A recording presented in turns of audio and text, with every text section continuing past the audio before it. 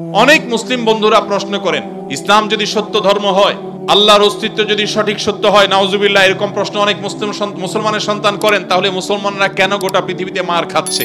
কেন ফিলিস্তিনে আমরা দেখি বোমের নিচে মুসলমান? কেন কাশ্মীরেও আমরা দেখি নির্যাতনের নিচে মুসলমান? কেন সিরিয়াতেও আমরা দেখি নির্যাতিতে মুসলমান? কেন ইরাকে আমরা দেখি মার খাচ্ছে মুসলমান? কেন আফ্রিকা আমরা দেখি মার খাচ্ছে মুসলমান? কেন বার্মায় দেখি আমরা মার খাচ্ছে মুসলমান? কেন চায়নার উইঘুরে দেখছি আমরা মার খাচ্ছে মুসলমান? পৃথিবীর যেখানেই মার খাচ্ছে দেখবেন মুসলমান মায়ের নিচে আছে, উপরে মুসলমান নেই, তারপরও পৃথিবী বলবে মুসলমান সন্ত্রাসী।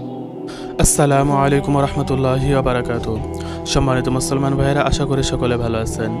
আজকের ভিডিওটি সকল মুসলমানের জন্য অত্যন্ত উপকারী হবে, তাই অবশ্যই ভিডিওটি না টেনে সকলে শেষ পর্যন্ত দেখার জন্য চেষ্টা করবেন। আর ভিডিওটি সকল মুসলমানকে দেখার জন্য ভিডিওটিকে শেয়ার করে দেবেন। তো চলুন আর দেরি না করে মূল আলোচনায় চলে যাই।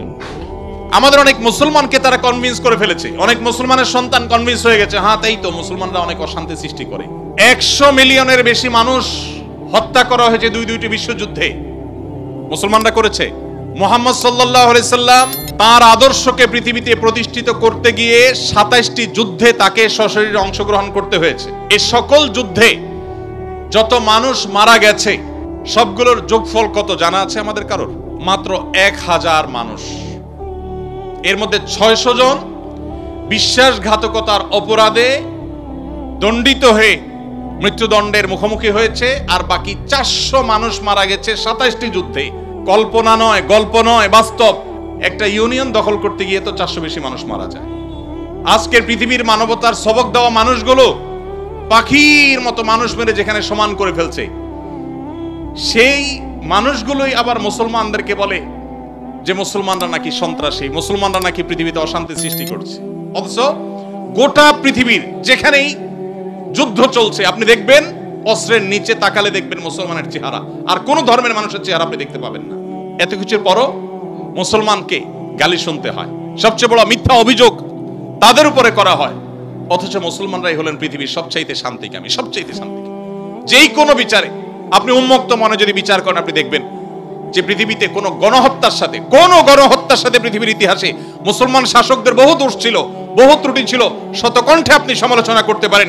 আজকের বিশ্বের মোড়লরা যেভাবে গণহত্যা করছে, পাখির মতো নির্বিচারে মানুষ মারছে ফিলিস্তিনের মাটিতে, সেই মানুষগুলাই যখন কোনো ভিডিও ফুটেজে দেখেন ফেসবুকে, ইউটিউবে, তারা হেলিকপ্টার নিয়ে তাদের সেনাবাহিনী গিয়ে একটা গর্তে, কোনো একটা ড্রেনে কোনো কুকুর ছানা পড়ে গেছে, একটা বিড়ালের ছানা পড়ে গেছে, সেটা উদ্ধার করার জন্য তারা লেগে গেছে, আপনি তখন বলছেন ওয়াও কত মানবিক তারা।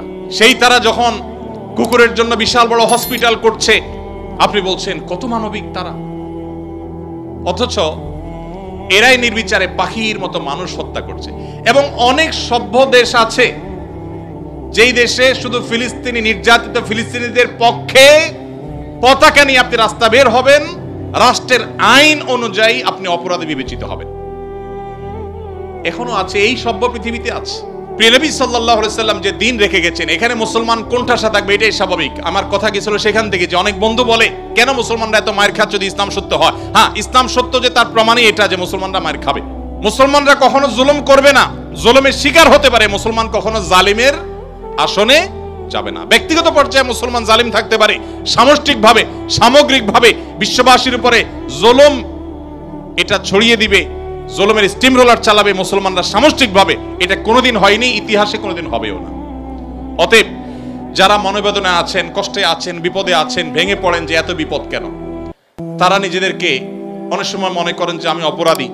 না, এটা বরং সান্ত্বনার ব্যাপার। যে যত ইমানদার হবে তার জীবনে যত পরীক্ষা আসবে, তার থেকে তত কষ্ট করতে হবে এবং কষ্টের মধ্য দিয়ে পার হতে হবে। ইমানদারের সাফল্য হলো যে যত কষ্টই হোক না কেন, একভাবে না একভাবে কষ্ট শেষ হবে। কোনোভাবে যদি শেষ না হয়, মৃত্যুর মাধ্যমে শেষ হবে। এরপরে যদি আল্লাহ তাআলা আমাকে জান্নাত অফার করেন যে বান্দা তুমি অনেক কষ্ট করেছো, তোমাকে আমি জান্নাত অফার করছি, তাহলে আমার সারা জীবনের কষ্টের বিনিময়ে অনন্তকালের জান্নাত পেয়ে গেলে এটা নিশ্চয়ই লাভজনক ডিল।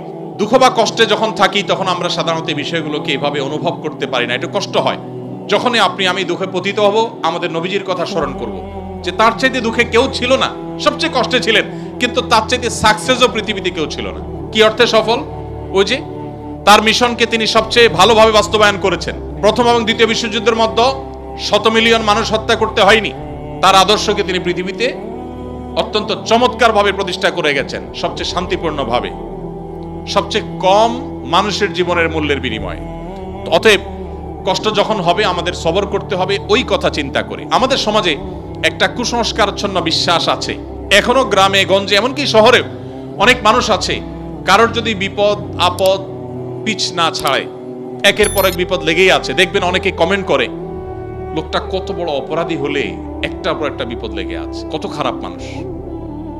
অথচ একটার পর একটা বিপদ লেগে থাকা এটা মানুষের খারাপ হওয়ার কোনো প্রমাণ নয়। একটা মানুষ ফেরেশতার মতো ভালো মানুষ হয়েও তার উপরে বিপদ হতে পারে, বরং কখনো কখনো লাগাতার এবং ধারাবাহিক বিপদ এটা তার সততার, আল্লাহ ভীরুতার, আল্লাহর নেককার বান্দা হওয়ার প্রমাণও হতে পারে।